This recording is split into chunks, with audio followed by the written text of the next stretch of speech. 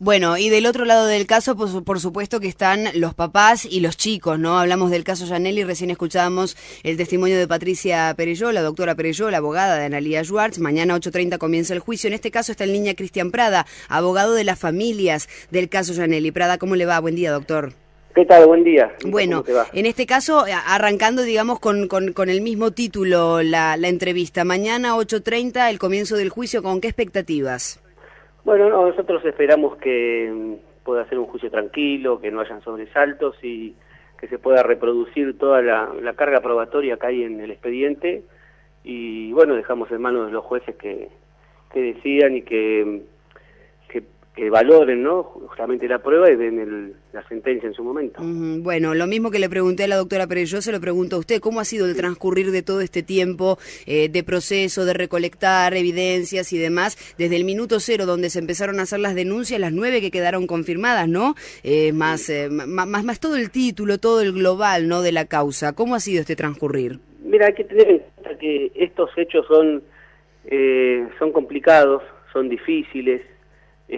Uno cuenta con relatos de chicos de 4 años, 5 años y con informes periciales, depende mucho de los peritos psicólogos, no es tanto el esfuerzo nuestro de los abogados, sino que dependemos de auxiliares de la justicia, ¿sí?, que nos van guiando también, y a eso sumamos algunas cuestiones del colegio, algunas cuestiones edilicias que se estuvieron discutiendo, como por ejemplo las ventanas, los contacts, un kiosco que había, que decían que pasaba la gente por el aula, que son todos mecanismos de defensa, ¿no?, de la institución. Pero en ese trajín se llegó a confundir, quizás en algún momento, o por ahí por la prensa, o por algunos padres quizás, o por algunas personas, y por los docentes mismos, hacia dónde nos dirigíamos todos, ¿no?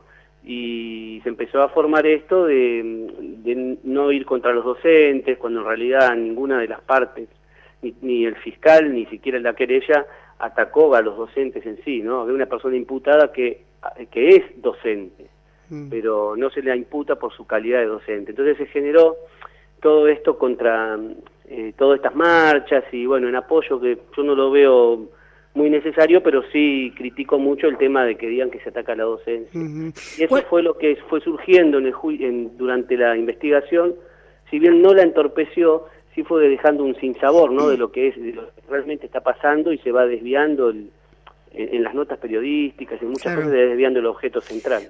¿Cómo ha sido la postura del establecimiento? Le hago la misma pregunta que le hice a la doctora Perelló, quien manifiesta que en todo momento desde la institución se brindó apoyos también de parte de los docentes hacia la figura de Analía Schwartz. ¿Cómo ha sido con respecto a los padres la postura del establecimiento? No, los padres siempre denunciaron un total abandono hacia ellos respecto a la institución cuando se originó toda la situación desde el principio, como me decís vos, desde el punto cero. Los padres, algunos se quedaron en la escuela porque comprendieron que en realidad el problema era contra una persona determinada y no contra la institución. Hay muchas personas que son egresados de ahí, ¿no?, de la vida, de esa institución, así que algunos decidieron quedarse porque el colegio suspendió a la profesora que se estaba cuestionando. Entonces creo que 2 o 3 padres dejaron los chicos, pero no recibieron contención ni con psicopedagogas ni ningún tipo, y la escuela siempre negó rotundamente lo ocurrido, y eso generó en los padres realmente un problema, porque después no los atendieron más, hicieron una reunión sola, se negaron denuncias que ya se venían haciendo. Antes de que esto empiece ya había una familia que venía contando problemas y venía hablando con la escuela, con los directores, que después se lo negaron, que son actas que están en la causa, ¿no? Entonces generó justamente esa situación de decir, bueno, la escuela no se portó como los padres querían o pretendían que se portara, ¿no? Doctor, buen día. Niente Peroni, lo saludo, un gusto. ¿Cómo está? Sí, buen día, ¿cómo le va? Bien, le hago la misma pregunta y el mismo tenor que a la doctora Perelló hace algunos minutos. Sí. La cámara Gesell, ¿qué importancia le da a usted en el marco de lo que es reunir pericia en esta causa, y si efectivamente los peritos realizaron el trabajo como correspondía hacerlo? Sí, bueno, no soy idóneo para darte un análisis de la cámara Gesell, yo las escuché todas. Los chicos hacen relatos, algunos relatos muy fuertes, que realmente necesitamos el apoyo de los psicólogos para que nos expliquen por qué los chicos de esa edad cuentan cosas tan profundas y tan feas, ¿no?, que trasciende la imaginación de un niño, ¿sí? Relatos a esa edad de cuestiones sexuales, ¿no? A mí lo que me parece importante es, acá hubo 2 peritos del Estado, ¿sí? Del Ministerio Público.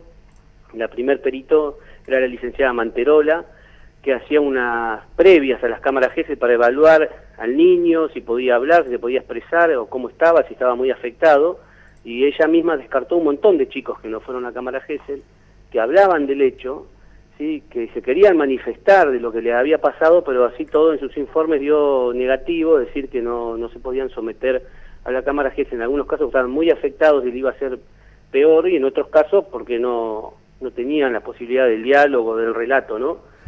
Y después, bueno, eso generó una discusión entre las partes, principalmente entre el estudio jurídico del doctor Sivo y el Ministerio Público, y se decidió traer un perito nuevo que mandaron de Procuración de La Plata, que, bueno, tomó todas las cámaras Gesell, las que se pudieron hacer, las que estaban autorizadas por la licenciada anterior. Es decir, todas incluidas aquellas que había descartado la primera perito. No, esas nunca más pudimos... Nunca se hicieron. Por resguardo del derecho de los chicos se decidió Correcto. que no, y quedaron muchos chicos sin poder contar, que en algunas manifestaciones hicieron muy importantes en esa primera etapa previa, que para mí me parece que está pésimo que se haga algo previo. Para mí si se lleva al niño a sometérselo a esa situación y habla, se le tendría que tomar y chau, y después nunca más. Pero no, acá se decidió desdoblar, ¿no? Revictimizarlo otra vez, porque se lo llevó una vez frente a un psicólogo y después una segunda vuelta más. Los chicos han hecho relatos, algunos no dicen nada, otros dicen muchas cosas. Eso es cuestión de los peritos son muy diversos en este juicio. Claro.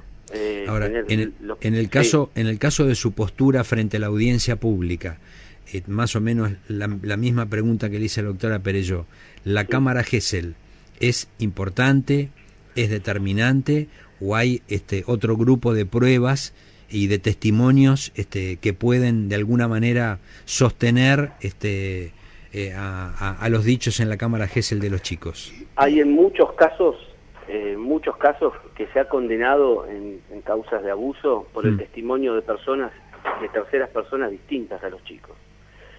Mi criterio es importante, no sé si determinante, pero es muy importante el relato de ellos, porque sin ellos no tendríamos nada. A eso hay que sumar el relato por ahí del papá, de la mamá, algunos parientes cercanos o algunos amigos que también han escuchado al nene, que por ahí en una reunión familiar se levantó y se puso a contarle a la mamá frente a un montón de gente lo que había ocurrido, ¿viste? Los nenes fueron manifestándose así, de esa manera. El conjunto de pruebas es importante. Su declaración, por sobre todas las cosas, da inicio a esto y lo sostiene. Y hay que reforzar, por eso te digo, con otros testimonios y con los peritos que nos van a decir justamente si los chicos están ubicados en tiempo, en espacio, si están inventando o no están inventando. El problema que hay con eso del invento o de la construcción o co-construcción, que siempre se ha hablado, es que la corta edad de los chicos sorprende las manifestaciones de ellos en tan corta edad. Por eso esta causa se llega a juicio oral. ¿Sí? Son chicos que han tenido en su vida, lógicamente, 4 o 5 años, no hace falta explicar. Entonces, bueno, eso es lo que nos lleva a juicio y a escuchar a la perita oficial también, que nos ha dicho que hay abusos en algunos chicos, o no abuso, ellos no pueden decir que este chico acá hay abuso, ellos te dicen que hay situaciones compatibles, ¿no? Después lo decide la justicia, si lo hubo o no, lo va a decidir la justicia. ¿Las imágenes de la cámara Gesell se reproducen en la audiencia pública para que lo vean los jueces? Sí, todas, sí. Nosotros íbamos a reproducir algunas, porque son muchas. Luego la defensa solicitó que se haga una reproducción entera, y sí, son más de 20 y pico cámaras Gesell, que hay que verlas. Creo que vamos a arrancar en la segunda jornada, ya empezar a ver las cámaras Gesell una por una, con los jueces. Doctor Prada, muchas gracias por su tiempo. Bueno, gracias a ustedes por que tenga buen día, hasta luego. Igualmente.